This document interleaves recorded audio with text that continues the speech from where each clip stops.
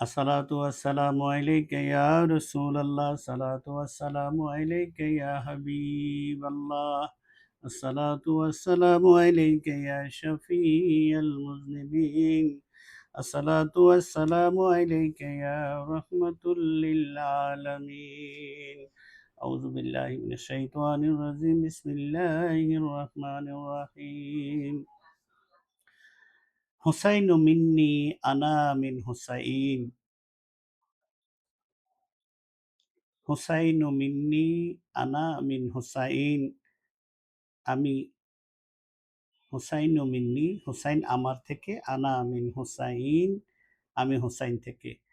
আজকে আমার দয়াল নবীজির এই হাদিস শরীফ খানার উপরে একটু কথা বলবো। সোহাদায়ে কারবালার মাস, হুসাইনি মুসলমানদের হৃদয়ের রক্তক্ষরণের মাস, হুসাইনি মুসলমানদের শোকের মাস, হুসাইনি মুসলমানদের ইমানের মাস, হুসাইনি মুসলমানদের ইমানের ইমামের মাস। এই মাস অতিবাহিত হয়ে যাচ্ছে।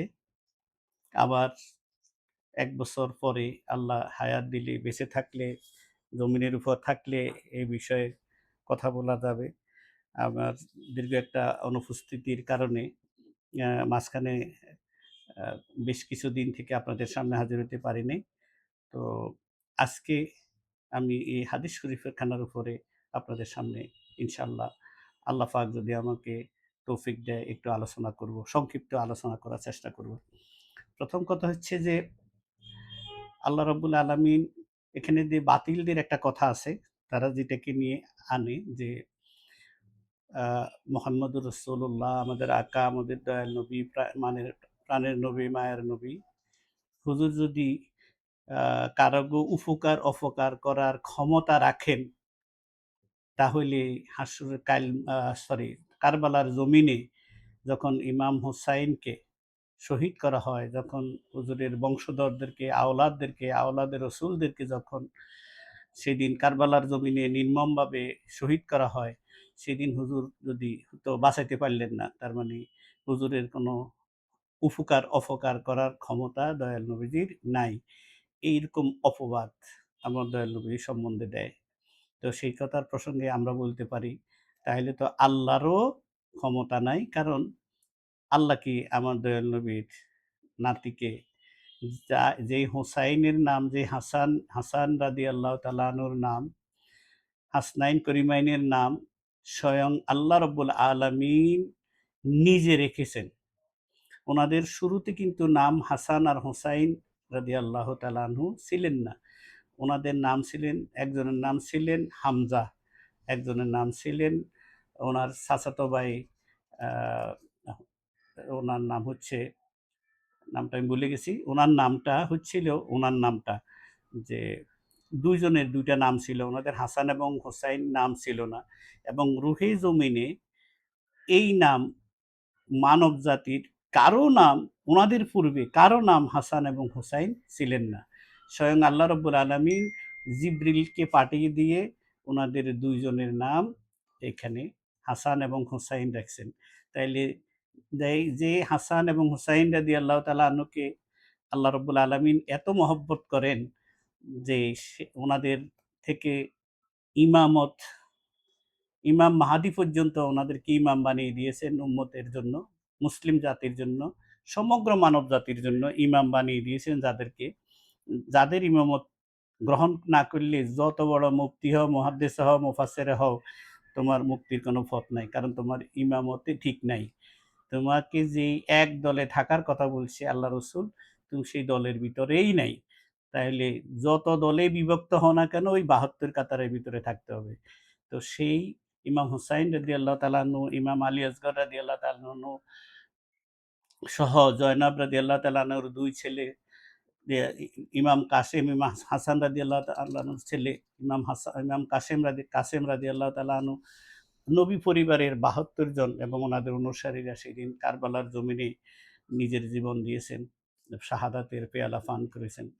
তাহলে তো যদি সেদিন আল্লাহ তাআলা ওনাদেরকে রক্ষা করতে পারেন নাই, তাহলে তো বোঝা যায় আল্লাহরও ক্ষমতা নাই। বিষয়টা সেরকম অ্যাকচুয়ালি।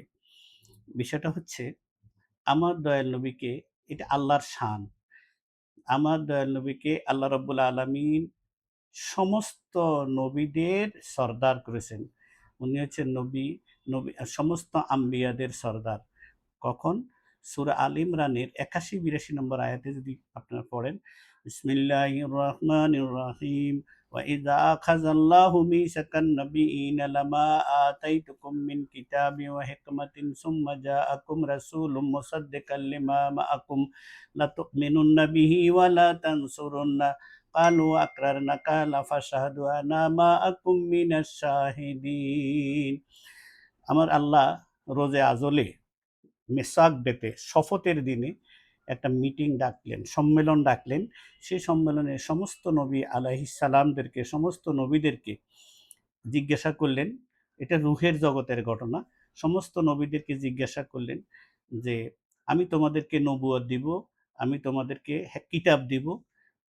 তোমাদের নবুয়ত এবং কিতাব যখন দিয়া তোমাদেরকে দুনিয়াতে পাঠাবো, তখন তোমাদের কাছে যদি আমার পেয়ারা নবী যায়, সেই সময় আমার এই নবী যদি যায়, তাইলে তোমরা তার উপরে ঈমান আনবে এবং তার সাহায্যকারী হবে। তার সাহায্যকারী হইবা কিনা এটা বলো। আমার আল্লাহ শপথ চাইলেন। সবাই বললেন যে, কালু আকরানা কালা ফাশাহাদু ওয়া আনা মাআকুম মিনাশ শাহিদিন। আমার আল্লাহ বললেন, তাইলে তোমরা যদি সেটা গ্রহণ করো, তাইলে একে অন্যের উপর সাক্ষী থাকা, আর সকলের উপরে মহাসাক্ষী আমি আল্লাহ হয়ে রইলাম। মূলত সেই রোজে আজলে সমস্ত আম্বিয়াদের সর্দার হিসাবে আমার দয়াল নবীকে সেই দিনই ঘোষণা করা হয়েছে। তাইলে আমার দয়াল নবী হচ্ছে নবীদের সর্দার। আমার নবী হচ্ছেন সাইয়্যিদুল আম্বিয়া। সুতরাং এই নবীজির এই লকাব, নবীজির এই নবীজির এই মুজিজা কিয়ামত পর্যন্ত, কিয়ামতের ময়দানেও ইনশাআল্লাহ আমার দয়াল নবীজির এই মুজিজা আল্লাহ রাব্বুল আলামিন আমার নবীজিকে দান করেছেন।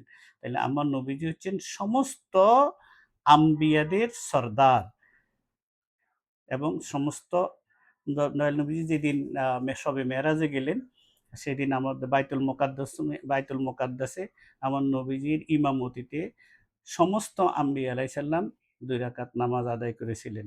আমার নবী হচ্ছেন ইমামুল আম্বিয়া, আমার নবী হচ্ছেন খাতেমুন নবিয়্যিন, আমার নবী হচ্ছেন রাহমাতুল লিল আলামিন। সমস্ত নবীদের জন্য আমার নবী হচ্ছেন রহমত। সমস্ত কায়নাতের জন্য আমার নবী হচ্ছে রহমত। সমস্ত কায়নাতের রূহ হচ্ছে আমার দয়াল নবীজি। আমরা সেই নবীর উম্মত, এটা আমাদের সৌভাগ্য। আমার নবীকে হচ্ছেন আল্লাহ পাকের চাহাত, আল্লাহর চাওয়া। নবীজিকে হচ্ছেন আল্লাহ পাক স্বয়ং আল্লাহ তার চাহাত, ইন্নামা আমরুহু ইজা আরাদা শাইয়া আইয়াকুল লাহু কুন ফায়াকুন। সূরা ইয়াসিনের ৮২ নম্বর আয়াতে আমার আল্লাহ বলতেছেন যে, আমার নিয়মটা হইলো এরকম, যখন আমি কোনো কিছু তৈরি করতে চাই, এই চাহাত, তো চাহাত হইলে কি হয়? আমি বলি কুন ফায়াকুন, আইয়াকুন লাহু কুন ফায়াকুন। আমি কুন ফায়াকুন বলি। তাহলে কাকে বলি? নিশ্চয়ই সেখানে কেউ ছিলেন। যে সবার আগে আল্লাহ রাব্বুল আলামিন আমার দয়াল নবীকে সৃষ্টি করে, নবীজির চাহাত হইলেন আমার দয়াল নবীজি। আল্লাহ পাকের চাহাত হইলেন আমার দয়াল নবীজি। অর্থাৎ আল্লাহ হইলেন আশিক, আমার নবী হচ্ছে মাসুক। আল্লাহ হইলেন স্রষ্টা, আমার দয়াল নবী হচ্ছেন সৃষ্টি। আর আল্লাহ পাক আমার দয়াল নবীকে সৃষ্টি কইরা এত খুশি হইলেন রব্বুল আলামিন আমার দয়াল নবীর রূপ দেখে, এত খুশি হইলেন নূরে মোহাম্মদী দেখে, স্বয়ং মাওলা, স্বয়ং স্রষ্টা উনার নাম প্রশংসা শুরু করে দিলেন। তখন উনার নাম হয়ে গেছেন মোহাম্মদ। আমার নবীজি দয়াল আল্লাহকে দেখে আল্লাহ পাকের শান, আল্লাহ পাকের প্রশংসা শুরু করে দিলেন। তখন আমার দয়াল নবীজির নাম হয়ে গেছে আহাম্মদ। এক মুহাম্মদ আর আহাম্মদ ওই একই সময়ে একই জায়গায় যখন নবীজি পৃথিবীর জমিনে আসেন নাই, তখন ওই যে লামাকানে যেখানে আমার আল্লাহ আমার নবীকে রেখেছেন সৃষ্টি করে, সেই লামাকান থেকে আমার নবীজি যখন রুহের জগতে আসেন, তখন বলা হয়েছিল কুন ফায়াকুন। আমার নবীজিকে সৃষ্টি করা হয়েছেন আগেই। তারপরে বলছেন কুন ফায়াকুন, আপনি এখন প্রকাশ হয়ে যান। তো দয়াল নবীজির নূর থেকে, নূরে মোহাম্মদী থেকে, হাদিসে জাবের রাদিয়াল্লাহু তাআলা আনহু থেকে আসছেন যে দয়াল নবীজির নূর থেকে আল্লাহ পাক রব্বুল আলামিন সমগ্র কায়নাত, ফেরেশতাগণ, নবীগণ, সমস্ত মানবজাতির রূহগণ, সমস্ত কায়নাতকে সৃষ্টি করেছেন। সূরা নূরের ৩৫ নম্বর আয়াতে আল্লাহু নূরুস সামাওয়াতি ওয়াল আরদ। এই এই এই আয়াতে করিমা সূরা নূরের ৩৫ নম্বর আয়াত। আল্লাহ হচ্ছে আসমান জমিনের নূর। মাসালু নূরিহি কামিশকাতিন ফিহা মিসবাহ, আল মিসবাহু ফি জুজাজা, আজ জুজাজাতু কাআন্নাহু কাওকাবুন দুররিয়ুন ইউকাদু যাইতুহা। এই আয়াতে করিমাটার ভিতরে সৃষ্টিটা কেমনে হইছে পুরো ঘটনাটা বর্ণনা করা হয়েছে। যারা কোরআন নিয়ে গবেষণা করেন, রিসার্চ করেন, আপনারা তাফসীরগুলি দেখতে পারেন। তাইলে বুঝতে পারেন যে জিনিসটা কি হয়েছে। কিভাবে আল্লাহ রাব্বুল আলামিন সৃষ্টি করেছেন আমার দয়াল নবীকে। আ কি দিয়ে তৈরি করেছেন? মাটি দিয়ে নয়, কারণ তখন তো মাটি ছিলই না।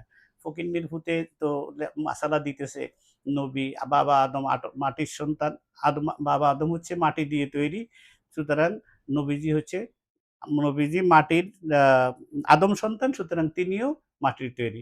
এই ফকিন্নির ভূতে কিন্তু ফকিন্নির ভূতেরা কিন্তু কোনো দলিল দেয় না। ক্যাশ করি বলে যে আদম আলাইহিস সালাম হচ্ছে মাটির তৈরি, সুতরাং আদম সন্তান হিসেবে নূরে আমার দয়াল নবী হচ্ছে মাটির তৈরি। অথচ আল্লাহ পাক আমাদেরকে মাটির তৈরি বলে নাই। আমরা সকলে হচ্ছি বীর্য থেকে তৈয়ারি। সূরা আদ-দাহরি এখানে যদি আপনি যান যে ওখানে যে আ আল্লাহ রাব্বুল আলামিন সূরা আদ-দাহরিতে বলা ওখানে বলছেন যে মানুষদেরকে আল্লাহ পাক বীর্য থেকে তৈরি করে হয়েছেন। যে আল্লাহ পাক বলতেছে যে মানুষের উপরে এমন একটা কাল অতিবাহিত হয়েছেন তখন সে ছিল কিন্তু তার কোনো জিকির ছিল না। এই আয়াতে করিমার শেষে আল্লাহ রাব্বুল আলামিন বলে দিতেছেন যে মানুষকে আমি বীর্য থেকে তৈরি করেছি। মানুষকে আমি আ কি করে সজোরে নির্গত বীর্য থেকে আমি তৈরি করেছি। অথচ ফকিন্নির ফুতে কইতেছে যে মাটি থেকে তৈরি করছেন। মানুষ বাবা আদম ছাড়া আর কাউকে মাটি থেকে তৈরি করা হয় নাই। ঈসা রুহুল্লাহকে না মাটি থেকে না বীর্য থেকে তৈরি করা হয়েছেন। ওনাকে জিবরাইল আমিনের ফু থেকে তৈরি করা হয়েছে।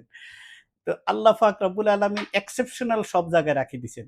সেই দিকে না তাকাইয়া ফইন্নির ফুতেরা মোল্লা সাইজা অ্যা মানে ফতুয়া দিতেছে কার সম্বন্ধে? ফইন্নির ভূতে ফতুয়া দেয় রাজা ধীরাজ সম্পর্কে। আমার দয়াল নবী ২ জাহানের বাদশা সম্পর্কে ফতুয়া দেয়।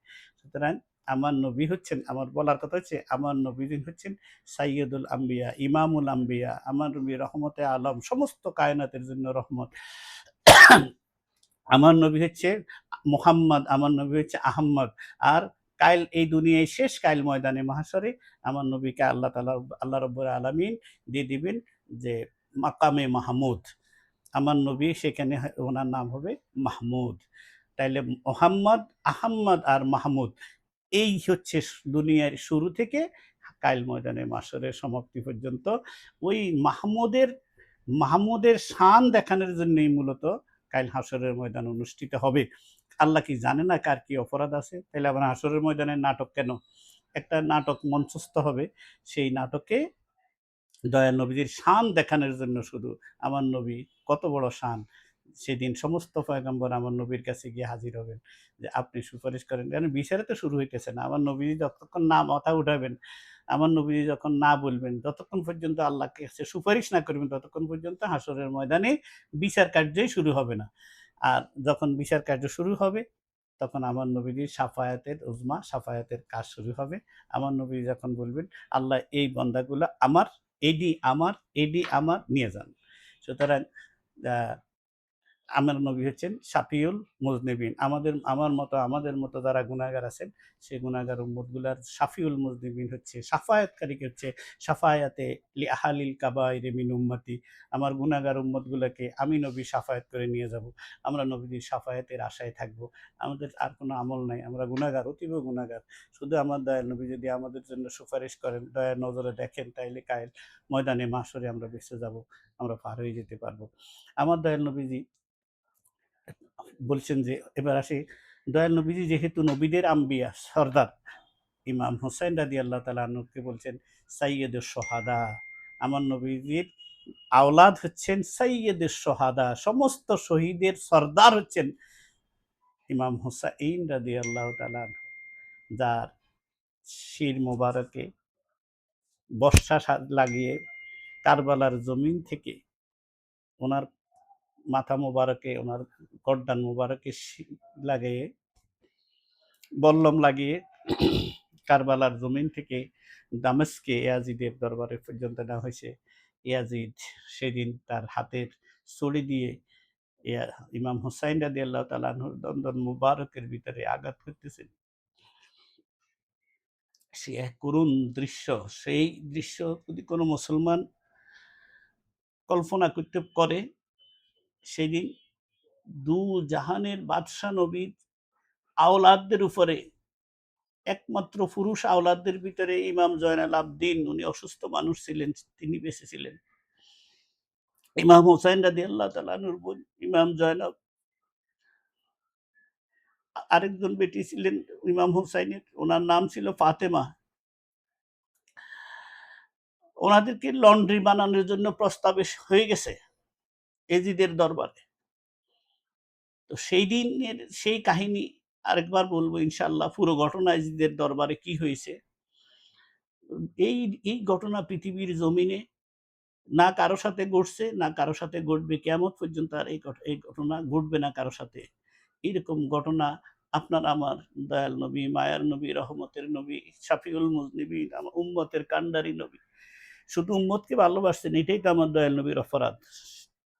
আজকে সেই উম্মত নামধারীরা দাড়ি, টুপি, পাগড়ি, পায়জামা লাগাইয়া আমার নবীর আওলাদদের বিরুদ্ধে কথা বলে, বলে যে ইমাম হোসেন বাগী ছিলেন। ইমাম হোসেন কেন এজিদের বিরুদ্ধে কথা বললেন? সেই কথাটাই আসছি। ইমাম হোসেন কেন কথা বলছেন সেটাই বলি। তা আমার আমার পয়েন্ট হচ্ছে, আমার দয়াল নবী যেমন সাইয়্যিদুল আম্বিয়া, আম্বিয়াদের সর্দার, ইমাম হোসেন হচ্ছে সমস্ত শহীদদের সর্দার। যত শহীদ হয়েছেন, উহুদের শহীদ, বদরের শহীদ থেকে শুরু করে যত যুদ্ধ হয়েছেন, যত শহীদ হয়েছেন আমার নবীর আগে পরে, নবীজির সময়, নবীজির পরে যত শহীদ হয়েছেন, সমস্ত শহীদদের মধ্যে কিয়ামত পর্যন্ত ইমাম হুসাইন রাদিয়াল্লাহু তাআলা আনহু হবেন সমস্ত শহীদের সর্দার। তো এইজন্য আমার নবীজি বলছেন, "হোসাইনু মিন্নি", হোসাইন আমার থেকে, মানে হচ্ছে আমি হোসাইনকে তৈরি করেছি। কখন থেকে? যেদিন হুসাইন রাদিয়াল্লাহু তাআলা আনহু আমার বেটি ফাতেমার কোলে আসছেন, সেদিন থেকে হোসাইনকে আমি লালন-পালন করেছি। এমনভাবে হোসাইনকে তৈরি করে দিয়েছি আমি। আমি যেমন ইমামুল আম্বিয়া, আমি যখন আম্বিয়াদের সর্দার, আমি যেমন সর্দারে আম্বিয়া, আমি আমার হোসাইনকে তৈরি করেছি সমস্ত শহীদদের সর্দার হিসেবে, আমি আমার হোসাইনকে তৈরি করেছি। কতদিন? আম্মা জান মা ফাতেমার কোল থেকে শুরু করে যখন জন্ম নিয়েছেন, সেখান থেকে কারবালার জমিন পর্যন্ত, যতক্ষণ পর্যন্ত যেই ক্ষণ, যেই মুহূর্তটুকু ইমাম হোসেন রাদিয়াল্লাহু তাআলা আনহু শাহাদাতের পেয়ালা পান করেছেন, সেই সময়টুকু পর্যন্ত পুরোটা সময় আমার দয়াল নবীজি বলতেছেন, এইতটুক সময় এখান থেকে ওখান পর্যন্ত হোসাইনু মিন্নি, হোসাইন আমার থেকে। আমি হোসাইনকে তৈরি করেছি সমস্ত শহীদের সর্দার বানানোর জন্য। তো সেইদিন মা ফাতেমার কোল থেকে শুরু করে আমার দয়াল নবীজির সিনা মোবারকে যে হুসাইন রাদিয়াল্লাহু তাআলা আনহু বড় হয়েছেন, আমার দয়াল নবীজি নামাজের সেজদায় ইমাম হুসাইন রাদিয়াল্লাহু তাআলা আনহু গর্দান মোবারক উঠে বসে। জিবরিল আমিন আসছেন, আল্লাহ তাআলা বলছেন, "আপনি মাথা উঠাবেন না, আপনি মাথা উঠাবেন না।" আল্লাহর খুব পছন্দ, যতক্ষণ পর্যন্ত হুসাইন আপনার কান থেকে না নামে, নবী গো আপনি মাথা উঠাবেন না। সেই তিনি হচ্ছেন ইমাম হুসাইন রাদিয়াল্লাহু তাআলা আনহু। আর এজিদিরা ৬০০ বছর পর্যন্ত তারা, এজিদিরা মসজিদের মিম্বারে বসে, বসে দয়াল নবীর আহলে বাইত সম্পর্কে গালিগালাজ করেছেন। তাদের উত্তরসূরিরা আজকে বিভিন্ন নামে, বিভিন্ন বেশে আজকে জমিনে বিরাজমান। তারা আজকে সেই কাজটাই করতেছে। তো তিনি তৈরি করে দিয়েছেন ইমাম হোসাইন রাদিয়াল্লাহু তাআলা আনহুকে। ইমাম হোসেন একটু চক্ষু দিয়ে একটু কান্না করতেন, সেখানে আমার দয়াল নবীজির হুঁশ থাকতেন না সেখানে। নবীজি সেখানে ইমাম হোসাইনের কান্না যতক্ষণ পর্যন্ত বারণ না হইতেন, সেই ইমাম হোসেনের গলায় ছুরি চলে। আমার দয়াল নবীজি কারবালার জমিনে উপস্থিত ছিলেন ইমাম হোসেনের শাহাদাতের সময়। আম্মা জান সালমা রাদিয়াল্লাহু তাআলা আনহা, আমাদের মা নবীজির স্ত্রী, উনি আ আম্মা স্বপ্নে দেখতেছেন দয়াল নবীজিকে, যে উনি উনার দাড়ি মোবারকে দাড়ি লেগে গেছে, উনার হাতে রক্ত। তখন তিনি পুরো বলেছেন, সালমা আজ আমার হোসাইন শহীদ হয়ে গেছেন। আমার হোসাইনের সমস্ত শহীদদের রক্ত আমি শিশিতে করে রেখেছি। তাইল ময়দানে মাশরে আমার গুনাহগার উম্মতকে বাঁচানোর জন্য আমি এই রক্তে দিয়ে আমি পেশ করব আল্লাহর দরবারে। ইমাম হোসেনের শাহাদাতের রক্ত আমার নবী পরিবারের শাহাদাতের রক্ত আমার নবীজি তার উম্মতকে বাঁচানোর জন্য কাইল ময়দানে মাশরে আল্লাহর দরবারে পেশ করবেন। আর আমরা সেই উম্মত হয়ে দয়াল নবীজির নাতিদেরকে মহব্বত না করে এজিদের প্রশংসা করতেছি এই জমিনের উপর দাঁড়িয়ে। আসলে তাদের জন্য এই জমিনটা হারাম হয়ে গেছে। কবর তাদের জন্য হারাম হয়ে গেছে। কবর তাদেরকে নিবে কিনা আল্লাহ পাক জানেন। যদি কবরে যায় কি যে অবস্থা তাদের হবে। যদি আওলাদে রসুলরা অস্বীকার করে, আমার দয়াল নবী যদি তাকে পরিচয় না দেয়, তাইলে কবরে মা কুনতা তাকুলু ফি হাযার রাজুল, এখানেই শেষ, খেলা খতম, কবর জাহান্নামের দিকে চলে যাও। আমার নবীর সন্তুষ্টির উপরে নির্ভর করে তুমি কাইল যে কবর থেকে বাঁচবা কি বাঁচতে নাও। তো এই জিদিরা তো এখন খুব বড় ধরনের শোডাউন, বড় ধরনের তাদের মিডিয়া প্রপাগান্ডা। ইমাম হোসাইন রাদিয়াল্লাহু তাআলা আনহু বাগে ছিলেন, তিনি এজিদের রাষ্ট্রের বিরুদ্ধে বিদ্রোহ ঘোষণা করছেন। সেগুলা আপনারা বলেন যে নিজের পরিবার পরিজন লইয়া কেউ কি যুদ্ধ করার জন্য যায়? নিজের ছোট শিশু, নিজের বোন, নিজের স্ত্রী, তাদেরকে নিয়ে নিজের ভাগ্নি বা ভাগিনা, এই ছোট, ছোট বাচ্চাদেরকে নিয়ে কেউ কি যুদ্ধের ময়দানে যায়? তিনি কি যুদ্ধ করতে গেছেন? উনার সাথে কি কোনো সৈন্য ছিল? কোনো সেনাবাহিনী ছিল? আর ইমাম হুসাইন যদি ডাক দিতেন, ইমাম হুসাইনের পক্ষে কি ১,০০০ লোক সৈনিকও কি আসতো না? ইমাম হোসেন তো সেখানে যুদ্ধ করতে যান নাই। উনাকে নেওয়া হয়েছে। উনাকে কুফার লোকজন দাওয়াত দিয়ে নিয়েছেন। কেন? যে এজিদের শাসন, এজিদ লুচ্ছা, এজিদ মদদি, এজিদ হারামখোর, এজিদ নিশাখোর, এজিদের সম্বন্ধে আমার দয়াল নবীজি এজিদের জন্মের আগে এজিদের চরিত্র দয়াল নবীজি বর্ণনা করে দিয়ে গেছেন। যদি কোনো তালেবুল এলিম, হাদিস শাস্ত্রের কোনো তালেবুল এলিমও যদি থাকে, সেও জানে যে এজিদের জন্মের আগেই দয়াল নবীজি হোসাইনের শাহাদাত কার হাতে হবে তার চেহারা, সুর ও চরিত্র সবকিছু বর্ণনা করে দিয়ে গেছেন। তারপরেও অন্ধ মোল্লা, অন্ধ কুকুর সেটা চোখে দেখবে না, সে ওইটা পড়বে না, সে এজিদের প্রশংসাই করবে। আরে দয়াল নবীজি এজিদের জন্মের আগেই এজিদের চরিত্র বর্ণনা করে দিয়েছেন এবং তার নাম যে তার তার সম্বন্ধে তার হাতে কিভাবে ইমাম হোসাইন রাদিয়াল্লাহু তাআলার নবী পরিবার কিভাবে শাহাদাত বরণ করবেন। এক লন্ডার হাতে আমার নবী তাকে লন্ডা হিসাবে উপহার দিয়েছেন। শরাবখোর, মওদুদি, মাগিবাজ এরকম লোককে, এরকম লোক সালতানাতে বসছে, কুফার লোকেরা দাওয়াত দিছে, হুজুর আমরা আমাদের ঈমানটা বাঁচান। সেজন্য আমার দয়াল নবীর আওলাদ সেখানে গিয়েছেন। ইমাম হোসাইন রাদিয়াল্লাহু তাআলা আনহু যুদ্ধ করার জন্য তিনি যান নাই। এজিদের বিরুদ্ধে তলোয়ার নিয়ে যুদ্ধ করার জন্য যান নাই।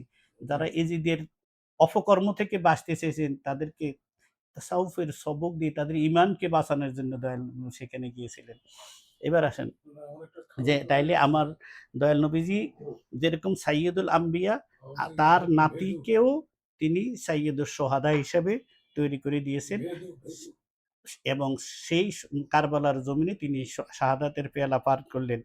আর আনা মিন হুসাইন, আমি হুসাইন থেকে, অর্থাৎ হচ্ছে নবীজির ধর্ম কারবালার জমিন থেকে কিয়ামত পর্যন্ত এই ধর্মের ইমাম হবেন, ধর্মের রক্ষক হবেন, ধর্মের বাহক হবেন, ধর্মের রক্ষাকারী হবেন ইমাম হুসাইন রাদিয়াল্লাহু তাআলা আনহু এবং ওনার বংশধর, ওনার রক্ত দ্বারা।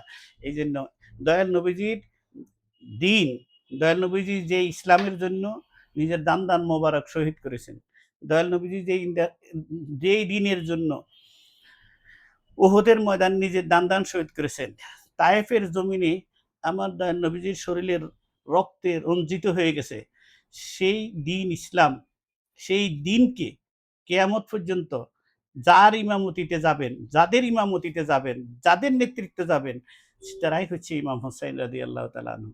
ইমাম হোসাইনের বংশধর, ইমাম হোসাইনের গোলামরা কেয়ামত পর্যন্ত ইমামত গ্রহণ, ওনাদেরকে আল্লাহ পাক ইমামতির দায়িত্ব দিয়েছেন এবং এই জন্য দয়াল নবীজির ধর্মকে কেয়ামত পর্যন্ত টেনে নিয়ে যাবেন যাদের ইমামতিতে। এই জন্য আমার দয়াল নবীর জন্ম তার মাধ্যমে জিন্দা থাকবেন। এই জন্য আমার দয়াল নবী বলছেন আনা মিন হোসাইন, আমি হোসাইন থেকে। তাইলে দয়াল নবীজির সার কথা হচ্ছে এই, হোসাইন মিন্নি অর্থাৎ হোসাইন আমার থেকে, তার মানে হোসাইনকে আমি লালন পালন করেছি। কি জন্য? কারবালার জমিন পর্যন্ত। কারবালার জমিন পর্যন্ত হুসাইন আমার তত্ত্বাবধানে ছিল। যখন শাহাদাতের পেয়ালা পান করছে, এবার হুসাইন থেকে আমার ধর্ম আবার শুরু হয়ে গেছে। এই হুসাইনের মাধ্যমে ইসলাম জিন্দা হোতা হে হার কারবালা কে বাদ। গরিবী নওয়াজ বলতেছেন আরেক আওলাদ রসুল, ইসলাম জিন্দা হোতা হে হার কারবালা কে বাদ। সুতরাং ইমাম হোসেনের শাহাদাতের মাধ্যমে দিন ইসলাম জিন্দা হয়েছেন, দিন ইসলাম জিন্দা থাকবেন, এবং ইমামতি আমার দয়াল নবীজির আওলাদদের মধ্যেই থাকবেন, এবং দয়াল নবীজির আওলাদদেরকে যারা অনুসরণ করবেন, দয়াল নবীজির আওলাদদের গোলামি যারা করবেন, তারাও ইমামতির ভাগ পাবেন, তারাও ইমাম হবেন। এর বাহিরে আর বাকিদের ইমাম হওয়ার কোনো সুযোগ নাই। তারা হবে খারিজি, রাফিজি, জমানার কি কি হাদিস, খবিশ খবিশ জমানার খবিশ, এই সমস্ত লোকজন হবে। কিন্তু এদের কাছে দিন থাকবে না, এদের কাছে দিন নিরাপদ নয়। আমার দয়াল নবীজি বলছেন, কেয়ামতের আগে যখন দিনে ফেতনা ফাসাদ শুরু হবে, তখন তোমরা আমার আহলে বাইতের নৌকায় উঠে যাবে। আমার আহলে বাইত হকের উপরে থাকবেন, কারণ আমার আহলে বাইতকে হকের উপরে রাখার দায়িত্ব স্বয়ং আল্লাহর। আল্লাহ পাক ওনাদেরকে হকের উপরে রাখবেন। সুতরাং আমরা যেন আহলে বাইতের কদম মোবারকে আমরা যেন উৎসর্গিত হয়ে থাকি। আর একটা কথা বলে শেষ করব। ইমাম হুসাইনের ইমাম হুসাইন আমাদেরকে শিখিয়ে গেছেন, একদিকে হক, আরেকদিকে মসনদ। ক্ষমতা আর নাহক, কোন দিকে যাইবা? যখন ক্ষমতায় অধিষ্ঠিত হয়ে যায় একজন অত্যাচারী, একজন একজন ক্ষমতাবান হয়ে যায়, যার হাতে মসনদ থাকে, তিনি ক্ষমতাবান হয়ে গেছেন একজন দুরাচারী। তাইলে সেই সময় উম্মতের কি করণীয়? যেটা ইমাম হুসাইন শিক্ষা দিয়ে গেছেন। তখন যদি আমরা চুপ করে বসে থাকি, তাকে যদি মেনে নিই, তাইলে মুসলমান বলে দাবি করতে পারবো না। কারণ ইমাম হুসাইন শিক্ষা দিয়ে গেছেন যে তখন ওই বাতিলের বিরুদ্ধে তোমাকে গর্জে উঠতে হবে, জেহাদ করতে হবে বাতিলের বিরুদ্ধে। হক, ইমাম হোসাইনই শিক্ষা দিয়েছেন, হকই শক্তি, শক্তি হক না। ইমাম হোসাইন শিক্ষা দিয়েছেন হক শক্তি, শক্তি হক না। সুতরাং এই ইমাম হোসাইনের সেই আদর্শকে আমরা ইনশাল্লাহ ধারণ করে আমরা এই জমিনে, বাংলাদেশে, বাংলার এই জমিনে বাতিলদেরকে আমরা পরাভূত করব ইনশাআল্লাহ। এবং আমরা হুসাইনি মুসলমানরা ইমাম হুসাইনের ইমামতিতে, হুসাইনি রাদিয়াল্লাহু তাআলা আনহুর আওলাদদের ইমামতিতে এই দেশে ইনশাআল্লাহ ইসলাম কায়েম থাকবে। আমরা সেই দলে আজ থাকবো, আমরা সেই দলে নিজেদেরকে রাখবো। আল্লাহ পাক আমাদের সবাইকে তৌফিক দান করেন। ইনশাআল্লাহ আরো কিছু ভিডিও বানাবো যদি আপনাদের ভালো লাগে। ওমা তৌফিকে ইল্লা বিল্লাহ। আল্লাহ পাক যদি তৌফিক দান করেন। সবাইকে ধন্যবাদ। আসসালামু আলাইকুম ওয়া রাহমাতুল্লাহি ওয়া বারাকাতুহু।